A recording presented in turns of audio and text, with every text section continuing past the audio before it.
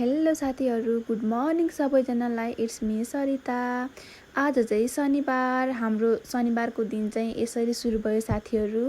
हामी चाहिँ बिहानै उठेर मकै बारीमा गयौँ अनि हामीले छिप्पेको मकै लिएर आयौँ। त्यसपछि हामीले आगोमा पोलेर खाँदैछौँ साथीहरू। यसरी पोलेको मकै चाहिँ एकदमै मिठो हुन्छ। सुरुमा चाहिँ यो मकैको त्यो बोक्रा चाहिँ नफाल्ने, सुरुमा चाहिँ आगोको माथि राख्ने अनि त्यसपछि त्यसको बोक्रा फाल्ने साथीहरू। सेम उसनेको जस्तै हुन्छ कि एकदमै मिठो हुन्छ, हेर्नु है। अनि त्यसपछि लाग्यौँ हामी दुध उमाल्नतिर साथीहरू। हाम्रोमा चाहिँ एकदमै ग्यासको सर्टेज छ साथीहरू घोराइमा चाहिँ, त्यही भएर हामीले आगोमा दुध उमाल्यौँ। त्यसपछि हामीले तरकारी पकायौँ अनि त्यसपछि दिउँसो भयो साथीहरू। हामीले चाहिँ करेन्ट चाउचाउ बनाएर खायौँ, हल्का पानी पनि परिरहेको थियो।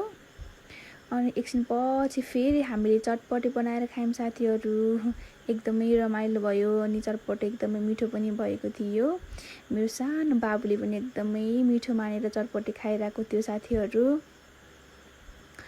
अनि त्यसपछि चाहिँ ठुलो पानी पर्यो साथीहरू। एकछिन हेर्नुहोस् है साथीहरू, हाम्रो चटपटे यस्तो देखिएको थियो, एकदमै मिठो पनि थियो। मेरो बाबुले चाहिँ मिठो मानेर खायो अनि हामीले पनि खायौँ साथीहरू। हेर्नु है कत्रो पानी परेको थियो, पुरा ठुलो पानी परिरहेको थियो। मैले चाहिँ यसो भिडियो पनि बनाइहालेँ साथीहरू पानी परेको। अनि त्यसपछि मेरो मम्मी चाहिँ ग्यास लिन जानुभएको थियो साथीहरू बिहानै 10 बजे अनि 4 बजिसकेको थियो। अहिले चाहिँ ग्यास अहिलेसम्म पनि आइपुगेको थिएन कि साथीहरू। यस्तो गर्मी छ कि के कुरा गर्नु, ग्यास पनि सकिएको छ, आगो नबाली नहुने यस्तो गर्मीमा।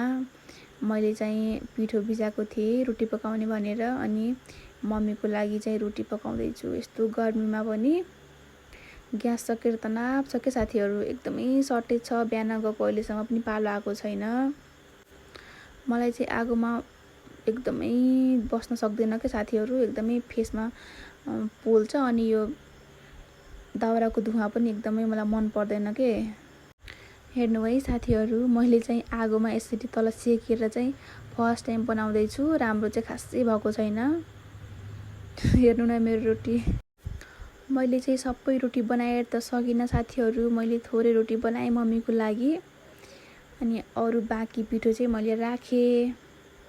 अनि त्यसपछि मम्मी चाहिँ बल्ल 6 बजी आउनुभयो कि साथीहरू। त्यसपछि मम्मीले मासु खाने भए लिएर आऊ भन्नुभयो अनि हामी चाहिँ मासु ल्याउन गयौँ साथीहरू। बत्ती पनि गएको थियो, त्यही भएर हामीले भिडियो पुरै बनाउन पाएनौँ। Thank you for watching, bye by.